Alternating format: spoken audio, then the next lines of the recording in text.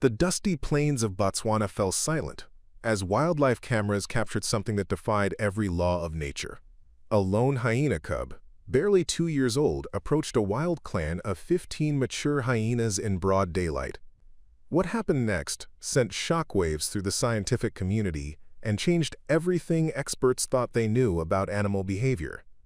This isn't just another wildlife story. This is about Luna, a hyena who bridged 2 worlds and proved that love knows no species. Dr. Sarah Chen had received the emergency call at 4:47 a.m. from the Okavango research station. Her assistant's voice trembled with excitement as he described the unprecedented footage streaming live from their remote cameras. Sarah had spent 12 years studying hyena behavior across southern Africa, documenting their complex social structures and territorial disputes. Nothing in her extensive research had prepared her for what she was about to witness. The research station buzzed with activity as Sarah arrived, her coffee growing cold as she stared at the multiple monitor screens displaying real-time footage from Camera Station 7. There, in crystal-clear high definition, a young spotted hyena was doing the impossible. Luna, as the research team had named her months earlier, was walking directly toward the Mabote clan, one of the most aggressive and territorial hyena groups in the region. Sarah's hands shook as she adjusted the camera controls for a closer view. Luna's distinctive golden coat gleamed in the morning sunlight, but it was her posture that sent chills down Sarah's spine. The young hyena showed none of the submissive body language typical of a lone animal approaching an established clan. Her head held high, tail relaxed, ears forward in confidence rather than fear. This was behavioral suicide for any wild hyena. The Mabote matriarch, a battle-scarred female weighing nearly 70 kilograms, rose from her resting position. Her powerful shoulders tensed as she caught Luna's scent. The entire clan became alert, 15 pairs of golden eyes focusing on the approaching stranger. Sarah held her breath, knowing she was about to witness either a miraculous acceptance or a brutal territorial killing that would end Luna's extraordinary story forever. Luna's approach defied every scientific principle Dr. Sarah Chen had learned about hyena social dynamics. Wild hyenas never approached established clans alone, especially not juveniles who lacked the size and strength to defend themselves. Yet Luna moved with a strange confidence that made Sarah's skin crawl with unease. Something was fundamentally wrong with this picture. The mystery deepened when Luna stopped exactly 12 meters from the clan's perimeter, a distance that seemed calculated rather than instinctive. She sat down calmly, her breathing steady, and began making soft vocalizations that Sarah had never heard in 15 years of hyena research. These weren't the typical whoops, giggles, or growls documented in behavioral literature. Luna was producing a series of low, rhythmic sounds that resembled something almost musical. Dr. Marcus Webb, the station's senior behavioral analyst, burst into the monitoring room with a tablet clutched in his trembling hands. His weathered face was pale as he thrust the device towards Sarah, displaying Luna's tracking data from the past 6 months. The GPS coordinates revealed a pattern that made no scientific sense. Luna had been systematically visiting the territories of 7 different hyena clans across a 100-kilometer radius, spending exactly 3 days with each group before moving on. This behavior violated every fundamental rule of hyena society. Clans were fiercely territorial, marking their boundaries with scent and defending them with lethal force. A lone juvenile wandering between territories should have been killed within hours of her first encounter. Yet somehow, Luna had been freely moving between hostile groups for months without a single recorded conflict. Sarah's mind raced as she watched the Mabote matriarch take a tentative step toward Luna. The massive female's ears were forward, not flattened against her skull in aggression.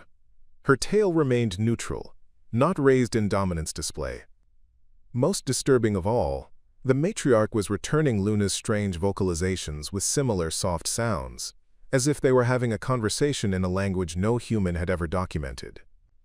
The other clan members began approaching slowly, their movements curious rather than threatening. Sarah grabbed her radio, her voice barely steady, as she called the main research facility. Whatever Luna was, wherever she had come from, she was rewriting the entire understanding of hyena behavior in real time. Dr. Elena Vasquez, Africa's leading expert on carnivore rehabilitation, received Sarah's urgent satellite call while conducting field research 300 kilometers away in the Kalahari. Elena's reputation was built on 2 decades of successfully reintroducing captive-bred predators into wild populations. Her voice carried immediate concern as Sarah described Luna's impossible behavior patterns. Within 8 hours, Elena's helicopter touched down at the Okavango Research Station, bringing with her a team of specialists that had never been assembled for a single animal case. Dr. James Okafor, a veterinary behaviorist from the University of Cape Town, carried specialized equipment for analyzing pheromone signatures and stress hormones. Dr. Amara Diallo, an expert in human-animal bonding from Senegal, brought decades of experience with animals raised in captivity who exhibited unusual social behaviors. The emergency team gathered around the monitoring station as Elena reviewed 18 hours of continuous footage. Her trained eye caught details that others had missed. Luna's grooming patterns were wrong for a wild hyena. Her coat showed signs of regular brushing, her claws were slightly blunted from walking on surfaces other than natural terrain, and most tellingly, she responded to the camera's mechanical sounds with head tilts suggesting familiarity with human technology. Dr. Okafor's preliminary analysis of Luna's vocalizations revealed acoustic patterns consistent with animals that had learned modified communication through human interaction.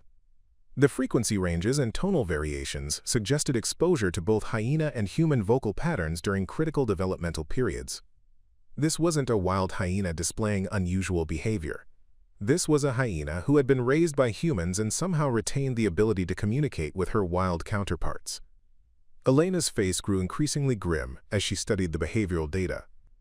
If Luna was indeed human-raised, her presence among wild clans posed serious risks to both populations.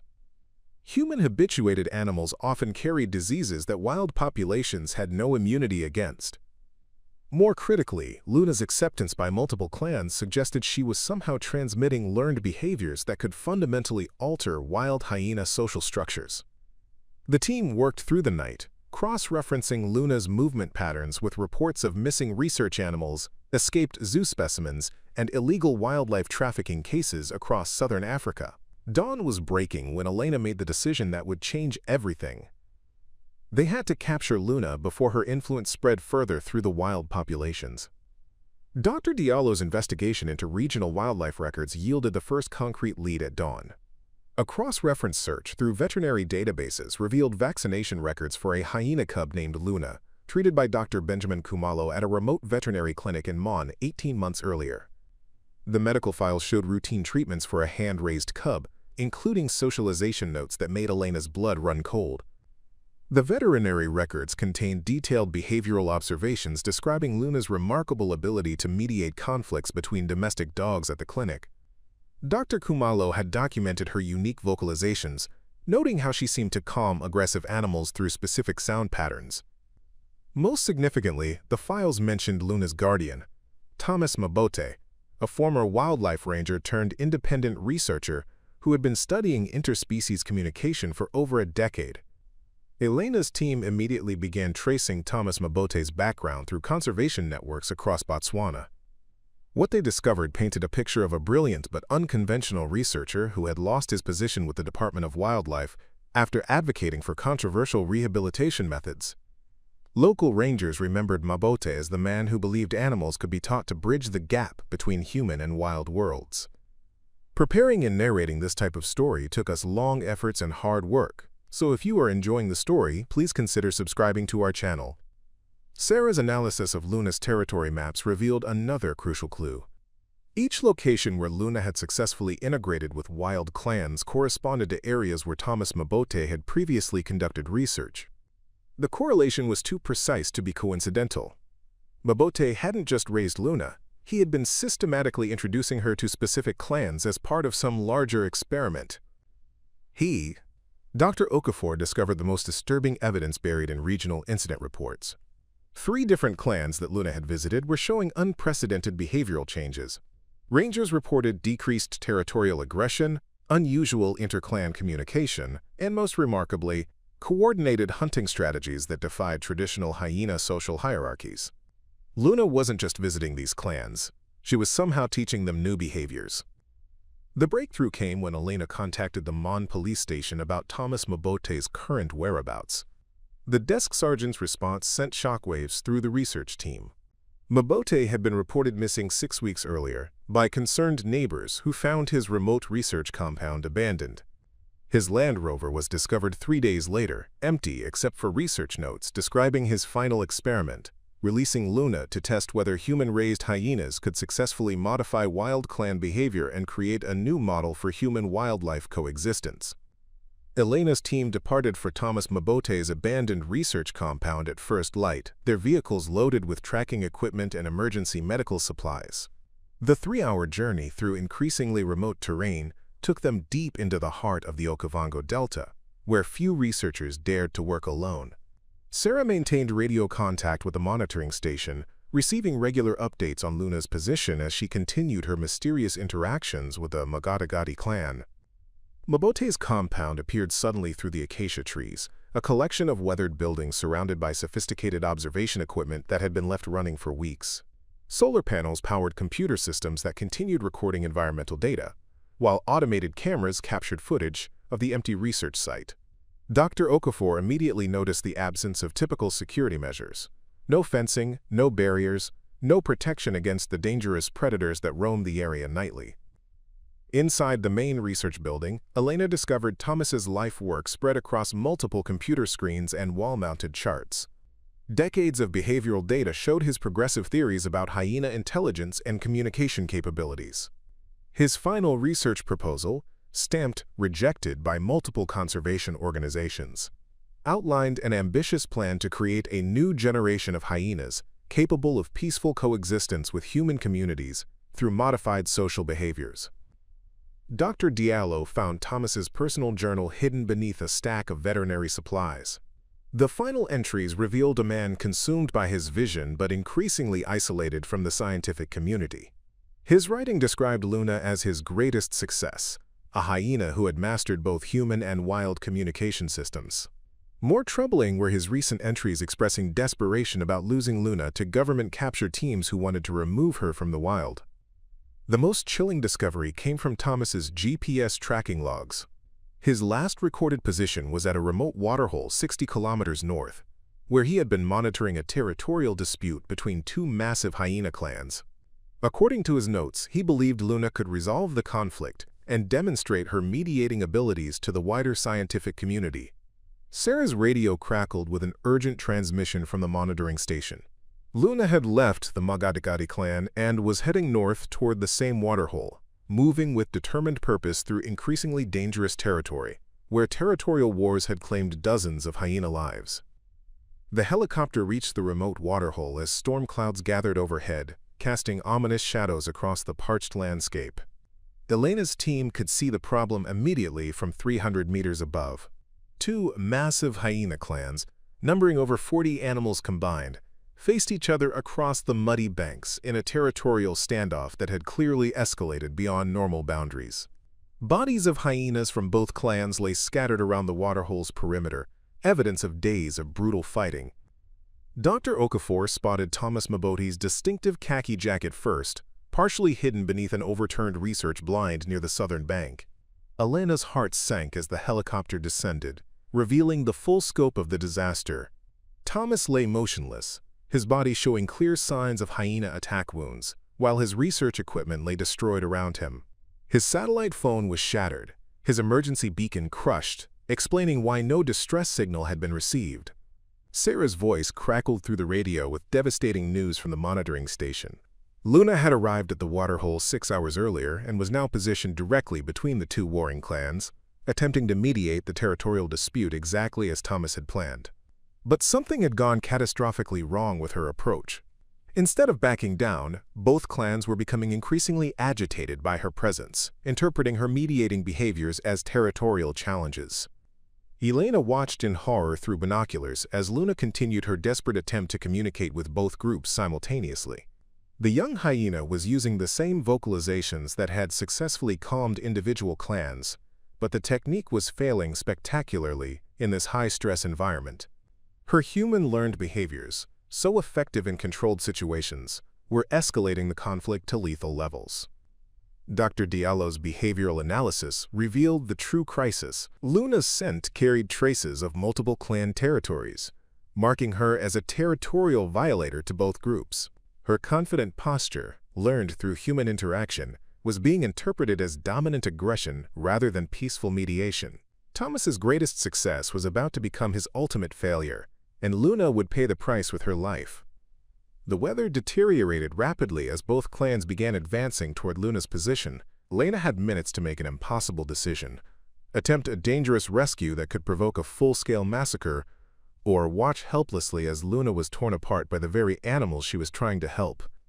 Elena made the split-second decision that saved Luna's life. She ordered the helicopter pilot to create a controlled distraction by hovering low over the eastern clan, while Dr. Okafor deployed acoustic deterrents designed to scatter both groups without causing permanent harm. The plan was desperate and dangerous, but it was Luna's only chance of survival as the two clans closed in on her position.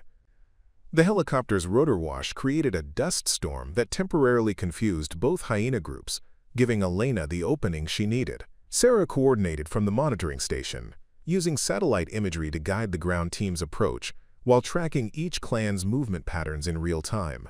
Dr. Diallo activated emergency frequencies to contact all available rangers within a 50-kilometer radius, requesting immediate backup for the unprecedented rescue operation. Luna's response to the helicopter surprised everyone. Instead of fleeing in terror like any wild hyena would, she looked up at the aircraft with recognition and hope. Her human-raised instincts kicked in as she began moving toward the helicopter's landing zone, using the mechanical noise as a familiar beacon rather than a threat. This behavior likely saved her life, as it allowed Elena's team to locate her quickly in the chaos. Dr. Okafor's dart gun found its mark on the first attempt, delivering a carefully calculated sedative dose that would render Luna unconscious without endangering her health. Elena rappelled from the helicopter while it maintained position above the scattered clans, reaching Luna's position within 90 seconds of the dart's impact. The young hyena collapsed gently into Elena's arms, her breathing steady as the sedative took effect. The evacuation required split-second timing as both hyena clans began regrouping after the helicopter's distraction. Elena secured Luna in a specialized transport carrier, while the pilot executed a vertical takeoff that cleared the danger zone with meters to spare. Sarah's voice over the radio confirmed that both clans were retreating to opposite sides of the waterhole, the immediate territorial crisis diffused by the removal of the mediating catalyst. As the helicopter gained altitude, Elena could see Thomas Mabote's research compound in the distance, where Luna would spend her recovery before the most difficult decision of all, determining her future in a world caught between human ambition and wild nature. Luna's rescue sparked an international debate that reached the highest levels of wildlife conservation organizations worldwide. Within 72 hours of her dramatic evacuation, footage of the helicopter rescue had been viewed over 15 million times across social media platforms. The controversial story of a human-raised hyena attempting to mediate between wild clans divided the scientific community into passionate opposing camps. Preparing and narrating this type of story took us long efforts and hard work, so if you are enjoying the story, please consider subscribing to our channel. Dr. Patricia Westbrook, director of the International Wildlife Conservation Alliance, convened an emergency summit in Johannesburg to address what she called the most significant challenge to establish conservation protocols in decades. Representatives from 12 African nations attended, each grappling with similar cases of well-meaning researchers whose unconventional methods had created unpredictable consequences for wild populations. The investigation into Thomas Mabote's death revealed the full extent of his unauthorized experiments. His research files, recovered from waterproof containers at the waterhole site, documented 5 years of systematic attempts to create human-hyena communication protocols. Government officials discovered that Luna was not his only subject. 3 other hyenas, raised using similar methods, had been released into different ecosystems across Botswana, without official approval or monitoring. Elena's preliminary health assessment of Luna revealed both the remarkable success and troubling implications of Thomas's work. Luna demonstrated cognitive abilities that exceeded all documented hyena intelligence benchmarks. She responded to over 40 distinct verbal commands, showed clear emotional recognition of human facial expressions, and exhibited problem-solving skills typically associated with domesticated animals rather than wild predators. However, veterinary examinations also revealed concerning physiological changes. Luna's stress hormone levels were chronically elevated, indicating ongoing psychological distress from her liminal existence between human and wild worlds. Her digestive system had adapted to processed foods, making survival on wild prey increasingly difficult. Most critically, her scent glands produced chemical signatures that confused wild hyenas, explaining her paradoxical acceptance and rejection by different clans. The broader conservation community faced an unprecedented ethical dilemma. Luna's case highlighted fundamental questions about human intervention in wildlife behavior. While her mediating abilities offered revolutionary possibilities for reducing human-wildlife conflict, her existence also represented a violation of natural evolutionary processes that had taken millions of years to develop. 3 weeks after her rescue, the Botswana Department of Wildlife announced new legislation requiring psychological evaluation of researchers working with apex predators. Luna became the unwitting catalyst for international protocols governing wildlife behavioral modification, ensuring that future Thomas Mabotes would face rigorous oversight before attempting to reshape the boundaries between human and wild worlds.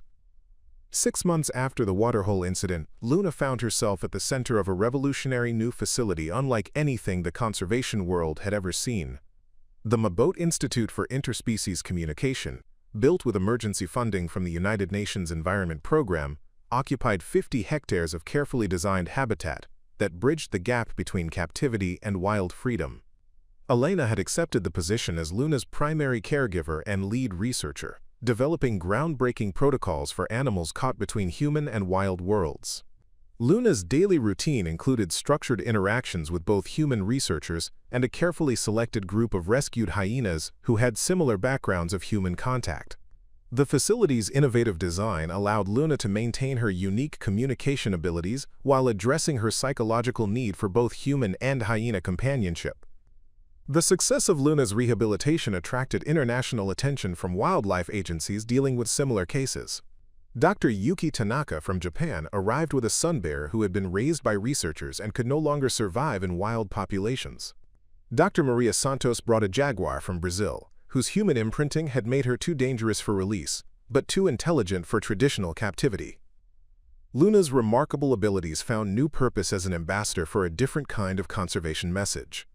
3 times a week, groups of conservation students and wildlife professionals visited the Institute to observe Luna's demonstrations of interspecies communication. Her capacity to calm aggressive animals, mediate conflicts between different species, and respond to complex human instructions became valuable teaching tools for understanding animal cognition and emotional intelligence. The search for Thomas's other experimental hyenas yielded unexpected success. 2 were located living peacefully with rural communities who had accepted them as guardians rather than threats. These hyenas had naturally evolved into protector roles, deterring crop raiders and warning humans of approaching dangerous wildlife. Local villages reported dramatic decreases in human-wildlife conflict since the hyena's arrival. Dr. Sarah Chen documented these developments in a groundbreaking research paper that would reshape conservation philosophy. Her work demonstrated that while Thomas's methods were ethically questionable, his vision of cooperative human-wildlife relationships wasn't entirely impossible. The key was finding appropriate roles for behaviorally modified animals rather than forcing them back into wild environments where they could no longer function. Luna's story became required reading in wildlife management programs across 4 continents, teaching a new generation of conservationists that the boundary between human and wild worlds was more complex and permeable than anyone had previously imagined. 2 years later, Luna stood at the observation deck of the Mabote Institute, her golden eyes scanning the vast savanna that stretched beyond the facility's boundaries. At 4 years old, she had grown into a magnificent specimen, her distinctive spotted coat gleaming in the African sunset. Beside her, a group of conservation students from around the world watched in amazement as she demonstrated the communication techniques that had made her famous. Elena approached slowly, carrying Luna's evening meal and the latest updates from the field research teams. The news was extraordinary. Wild hyena clans across Botswana were beginning to exhibit modified behaviors similar to those Luna had attempted to teach. Territorial conflicts had decreased by 30% in regions where Thomas's other hyenas had established themselves, suggesting that Luna's siblings were successfully implementing peaceful coexistence strategies.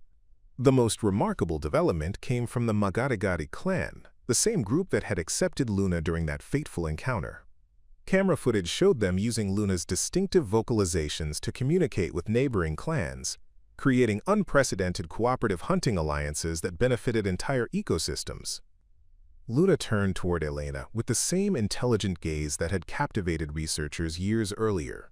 In that moment, Elena realized that Thomas Mabote's controversial legacy had ultimately succeeded, though not in the way he had imagined. Luna hadn't bridged two worlds by choosing between them. She had created an entirely new world where the boundaries between human and wild no longer mattered. As stars appeared in the darkening sky, Luna released a soft musical call that echoed across the Institute grounds. Somewhere in the distance, wild hyenas answered with similar sounds, proving that love, understanding, and communication truly transcend all species barriers. What do you think about Luna's incredible journey? If this story moved you, please subscribe to our channel for more amazing tales of wildlife, human connection, and the extraordinary bonds that unite all living creatures across our planet. Ika,